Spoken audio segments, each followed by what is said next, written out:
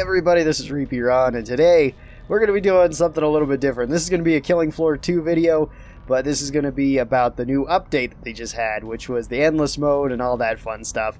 So we have to change our person because we can't be playing Foster. We got to play D.A.R. So a new guy has been added. This guy D.A.R. He's a robot and he plays other people's voice lines throughout. As you see, I got the gold pack. You still can't put anything else on him. When I was playing the I guess the beta, then I was hoping that they would change these things up a little bit, but they really don't. So anyway, D.A.R's here. No perks or anything has been changed around, but we're going to be playing Firebug because there has been new weapons added, and we're just going to play through, and I'm going to talk about each of them as to what their stats are. I'll put them over somewhere on the screen and you can kind of see them. But there was 2 new weapons added to the Firebug's arsenal, one to the demo and one to the Gunslinger.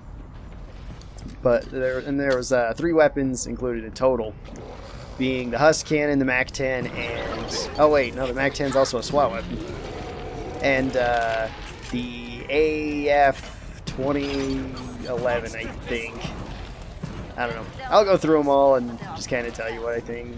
And this is the new map called Power Core. It's pretty cool looking. I really haven't played it all that much, but I know there's a bunch of stuff you can do like this. Like you can activate your biggest fan, which, yeah, it doesn't really work, but that's okay. Did this guy just fall to his death? I think he did. This place is dangerous. This guy had a ketchup accident. Look at that guy. They were probably part of the same accident. Yeah, and these are the collectibles here, I think, or one type of collectible. Maybe not. I know you're supposed to be looking for batteries and I think D.A.R bobbleheads on this map, but I haven't really played this map all that much, so I haven't got around to doing it. So this is the new Mac-10.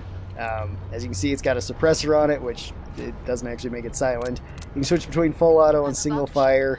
All the bullets count as incendiary damage, and they do a little bit of fire damage. And this gun does the same damage as the MP5 submachine gun. I just picked up a shotgun. So it does cost more, but it does the same damage as a tier 2 weapon, which this weapon was stronger. I think this weapon was the same as the P90, I think. I think it had the same damage as the P90, but that kind of made it a little bit too strong. So they nerfed it, and a lot of people were complaining about that it was going to be useless, but I really don't think so. I think it works just fine at what it is. Also, this gun does function as, or it counts as a shotgun weapon too, which is a little bit weird. It doesn't count towards any shotgun perks, but the damage that it does counts as the shotgun damage. So against the Gore-Fasts or the Gore-Fiends, so against these sword guys over here, it'll do bonus damage against them, because shotguns do bonus damage against them. Which is good because before, Firebug really didn't have too much of a problem dealing with them. I mean, the flamethrower, the trench gun, you already had the shotgun, so it wasn't that big a deal to deal with them. But the SWAT, this does help quite a lot. As well as it sits at that really nice 4 pounds. So you can hold it, the Vector, and the Chris, that's called in this game. Or the UMP. You can hold the UMP, the Chris, and the Mac-10 with the SWAT now to fill out your full weight if you want to go with the full damage build, which is pretty good. With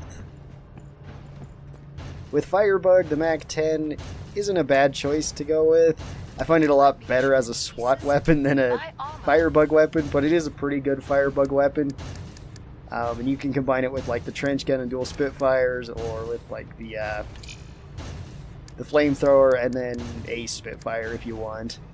So we're just gonna go with this for right now, and then play around with the Mac-10 a little bit more. and then probably switch it out for the Husk Cannon, because the Husk Cannon flamethrower is a pretty cool combo to have. Oh yeah, I forgot to mention, they added the new set in. The Rioter. You replaced the Alphas. Which I really like the design of the new Rioter. They do take a little bit getting used to, just because I'm so used to just shooting at everything's head. But with them, you don't necessarily need to do that. I should say you don't want to do that most of the time. If you're playing like Gunslinger or Sharpshooter, who cares? Just blow their head off. Or support. You can usually blow their head off with just one shot with most of their weapons. Alright, well we can buy the Husk Cannon now. So let's play around with that. This weapon also got somewhat nerfed, somewhat buffed. It has a better equip time now, which is a lot better than it was. People were really complaining about this one when it got nerfed though, because it used to hold more bullets, and it used to be able to shoot much faster. It got like 110% rate of fire nerf, which is a lot, but that's only when you're spam firing it. You can either fire one shot at a time, or you can charge this up to do a big damage. And this counts as both incinerary and explosive damage, so that's why it counts towards both the demo and the Firebug. Although I find it to be a far superior Firebug weapon than a demo weapon. You can also really hurt yourself with it too, because it does still count as an explosive. I mean, you can fire it off fairly quickly. I don't really like doing that though, because I just find it's just kind of awkward. It's just much easier to do that and then switch to your flamethrower if you're using the Mac-10 or something. It just doesn't feel like it's a primary weapon. It feels like it's a special occasion type of weapon. Because it actually does do quite a lot of damage. So I mean, the flamethrower Husk Cannon is a pretty good combination. I actually quite like it, because then you have something to deal with a lot of little things, and you have something to deal with big things, where, as before, the best bet you had was just going with the trench gun, and then it just wasn't as useful as it could have been. But I do like that you can hold both these things. That is really good. So I think that they really improved Firebug this patch, even though a lot of people were really salty about them nerfing the two Firebug weapons. I still think that they're really solid weapons, and a lot better than what people make them out to be. Because in all honesty, I think Firebug's actually probably the easiest class just to run through Hell on Earth with. It's not the safest. I'd say Berserker or Medic is probably the safest, but it kills all the little things so easily. You really have no threat of getting grabbed. You can kill any of the medium enemies in little time at all. And your not your flamethrower, but your Molotov just, I mean, you can just run right up and do that. And that usually saves you from anything. So, I don't know. I just think Firebug's a little bit underappreciated as a thing. Or at least maybe underutilized. Because when you have a bad Firebug on the team, it's very apparent. I'm not gonna lie. And I think we've all been guilty of just like shooting the flamethrower in our teammates' faces and blinding them. Which, you know, isn't a good thing to do, but everybody's gonna do it every once in a while. Oh, boss fight time. Alright. Let's see how well the Firebug can deal with the King Fleshbound. Probably pretty easily, but you never know. I might get myself caught in a corner. This map is kind of small.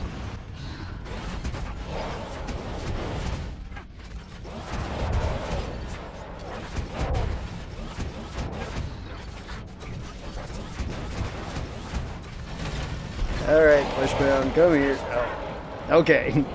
Well, I just learned an important lesson. You really can't pull out the knife and put away this in time to block anything.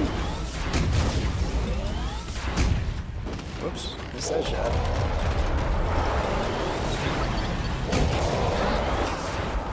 Bye! His pelvis was ejected from his body. Just the way that everyone should go. Alright. So this is the second map. This is Dissector, which I think you can only play in endless mode. You can play any of the maps in endless mode, but I think this one is endless only. I could be wrong about that. But and then the endless mode, every 5 rounds a new boss will come out, although the bosses are pretty weak to start with, and then they get stronger the longer you go on. So I'm playing Gunslinger now, and these weapons got buffed. I don't know why I couldn't hit that shot. Alright. Yep, these revolvers got buffed. They actually got buffed by 100% increase in damage. So now they do a base of 60 damage, which is really strong. And I really enjoy them now. They were a lot of fun before, but now they're a ton of fun. And honestly, just outshine the 1911 in just about everything now. You can shoot them almost as fast. They do more damage. The 1911s do reload faster, but overall, nothing that, you know, the buff is just really, really nice to these. They also buffed the 500 Magnums to have, like, I think 10 more damage. I honestly don't remember. I think they do 120 damage per shot now. So now I think they can do the highest amount of damage per second out of the Gunslinger weapons. So that's pretty cool. We also got the a few other weapons buffed. The Seeker 6 got buffed. Kinda. The dud rounds in it, so when you shoot something that your rocket doesn't go off on, you now do more damage as well as have more knockback potential. As to how well that translates to the gun, it's still pretty much the same. So, you know, not bad, but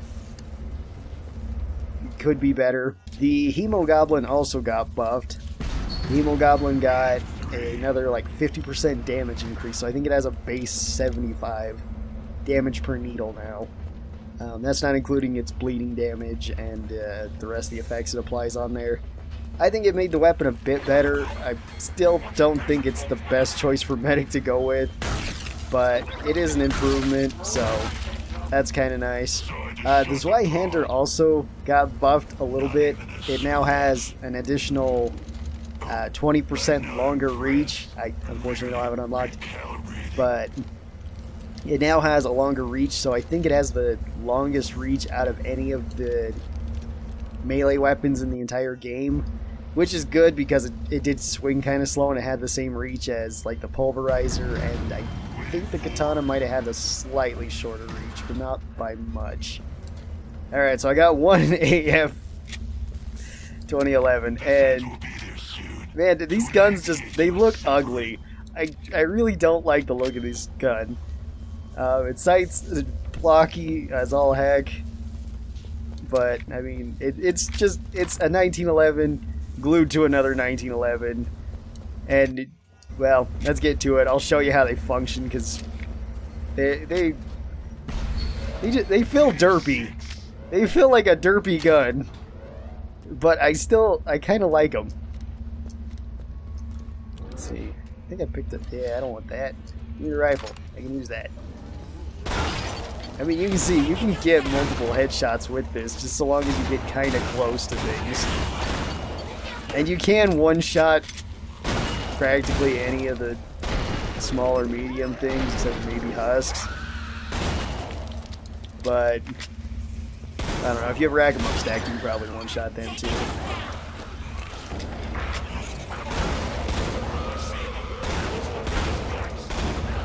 But I don't know, this gun, it feels weird. It feels weird, it looks weird, it is weird. But I kind of like it. This thing does kill Skrakes really fast. It actually kills flesh pounds and Skrakes really fast if you got 2 of them. Even if you just got 1, you can do it pretty quickly. Alright, I got enough to dual wield them.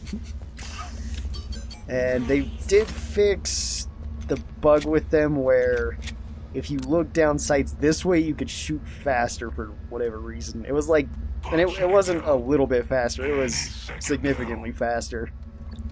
Where if you look down the sight of one, you could shoot, I think about 20% faster than if you had it just set like this. So it felt really weird if you're somebody like me who constantly switches between them. Oh yeah, and they have the new challenges here, where they put in like a clot wave only. So pretty much it's a free wave because, you know, you're against clots.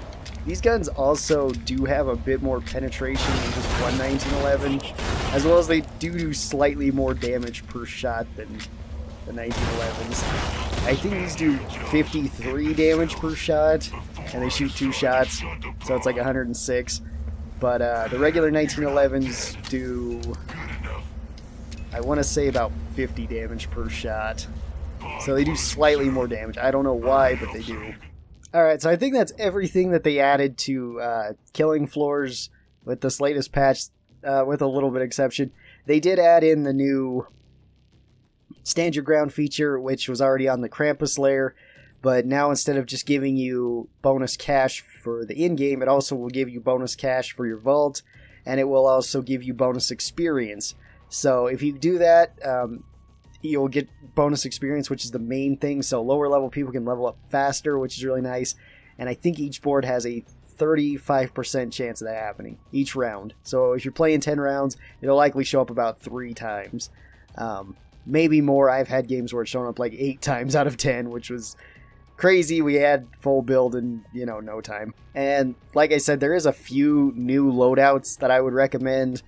Firebug could go with the flamethrower and the Husk Cannon. That way you deal more damage and you still have something to deal with all the little things. You could also go with Mac-10, trench gun, and like dual Spitfires if you want the most amount of just damage on targets that you can do, so that you're really focusing on little things. You could go with again, like trench gun, Mac-10, and then try to squeeze in something else. Maybe C4 or something like that if you wanted to do more damage to like flesh pounds. It's kind of your call. As I mentioned with SWAT, there's a really good new gun with the Mac-10 that you can add in, because you can go with the Chris, the UMP, and the Mac-10 if you want the full amount of damage. You could also not go with the UMP and instead go with like the Medic submachine gun if you just wanted more utility, and then keep the Mac-10 if you felt like the bonus shotgun damage or fire damage would help you out. Other than that, SWAT really didn't change all that much with this one. Mostly Firebug did. I wouldn't really recommend changing anything with demo, because the Husk Cannon is just not that good with demo. It gets outperformed by both the Seeker 6 and the RPG 7 in my opinion, with the Seeker just being able to do more damage per second than the Husk Cannon, and the rocket launcher just doing more damage. So I would just recommend going with rocket launcher or Seeker 6 depending on your preference or how the board's going, whatever your team comp may be. Let's see, with the other buffs, like the 1858 revolver being buffed, that will help Gunslinger out quite a lot in the early game, and you can hold on to them for quite a while. They're still pretty good, but I think it actually really helped Sharpshooter more, because not only did the 1858 get buffed, but so did the 500. And I've recently kind of switched out my build with Sharpshooter as to what I typically go with, and that's now with the 500 Magnum and the 1858 early on, because the 1858 is just so dang cheap that you can just get it or just find it around the map and, you know, have no problem with any of the smaller Zeds. And then just go with the railgun. That way I got like pretty good damage per second with the 500. I got good damage on big things with the railgun, and then if all else fails, I still got the 1858, or if there's just a lot of little things, I can just switch that out if I don't want to waste bullets. So those are the classes that really changed. Nobody else really changed all that much. Berserker didn't change, Commando, Support, Medic really didn't, even with the Hemogoblin buff. If you still want to go Medic and go with the Hemogoblin, it's not a bad gun anymore. But I would say it's a pretty average or mediocre type of gun. Demo really didn't change. Firebug changed quite a bit. It got quite a bit better. Gunslinger was already probably my favorite class, and then they buffed it, so I'm really excited about that. Sharpshooter got some buffs because Gunslinger got some buffs, which was nice. And SWAT just got a new toy to play with, which they didn't really need, but it is kind of nice that they got it. Survivalist, again, it never changes no matter what you add or take away. So anyway, those are my thoughts on the new patch that they just put into Killing Floors. I think it's pretty good. The new maps are cool. The buffs are nice. The new weapons are cool. Even though people were freaking out that all the weapons got nerfed. Anyway, I hope you guys enjoyed this video. I don't get to do videos like this very often. Next, we're just going to be doing another challenge thing. I think I'm going to be going a support challenge, starting equipment only. So just that pump shotgun and frag grenades pretty much. That should be entertaining. Maybe I'll do that later this week. I don't know. So look out for that video. And thank you guys so very much for watching this. If you haven't already, be sure to like, comment, subscribe, and share this video with your friends, family, anybody that you think might like this kind of content. It really does mean a lot to me whenever anybody does that, so thank you very much again. And if you guys have been having a good day, keep on having a good day. If you guys have been having a bad day, I hope this video made your day just a little bit better. I hope to see all of you guys next time. Till then, stay cool, and bye.